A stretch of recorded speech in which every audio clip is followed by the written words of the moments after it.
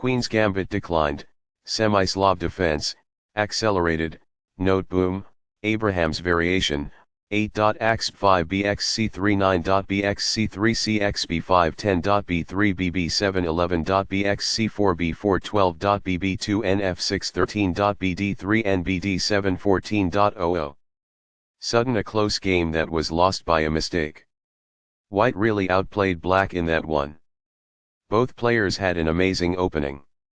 White destroyed Black in the middle game. Opening with the Queen's pawn. The move d5 establishes control over the e4 square, frees up the light-squared bishop, and builds a presence in the center. A wing pawn is available in the Queen's Gambit to attack the center and divert Black's attention away from the e4 square. By using the e-pawn to protect the key d5 pawn, e6 rejects the Queen's Gambit. c3 puts more pressure on the d5 square and helps control the e4 square. When c6 is played, the d5 pawn is supported and the queen can grow on the queen side. F3 controls the e5 square, advances the knight toward the center, and helps the d4 pawn. The move dxc4 liberates the center and takes the c4 pawn. A4 takes space on the queen side and prevents the b5 pawn push, which will make it easier for White to try to recapture the pawn on c4. bb4 develops the bishop and pins the knight on c3. e3 prepares to develop the light-squared bishop and protects the d4 pawn. b5 protects the c4 pawn, attacks the a4 pawn and gains space on the queen side. bd2 develops the bishop toward the center and defends the knight while also breaking the pin.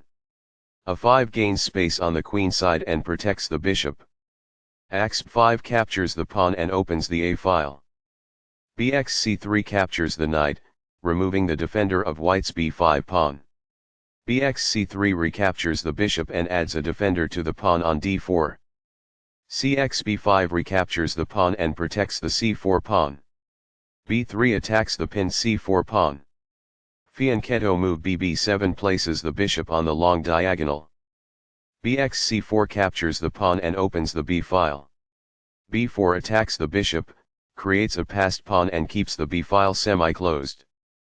bb2 retreats the attacked bishop to a safe square while remaining on the a1h8 long diagonal. Nf6 develops the knight toward the center, prepares to castle and increases control over the e4 square. bd3 develops the bishop toward the center, prepares to castle and controls the b1h7 diagonal. This develops a knight from its starting square, activating it.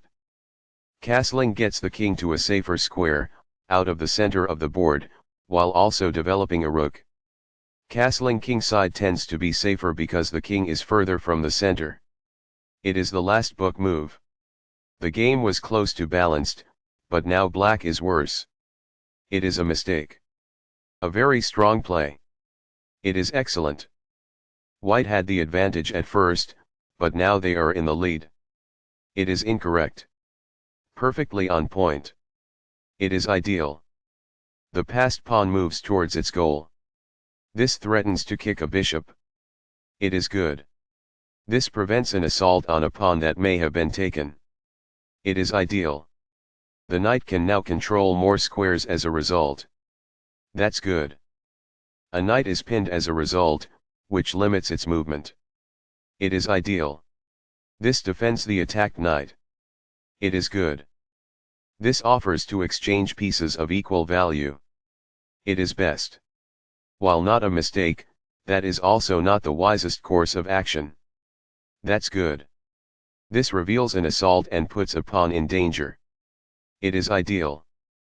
Recaptures. It is ideal. Now that the rooks can see one another, they can defend one another.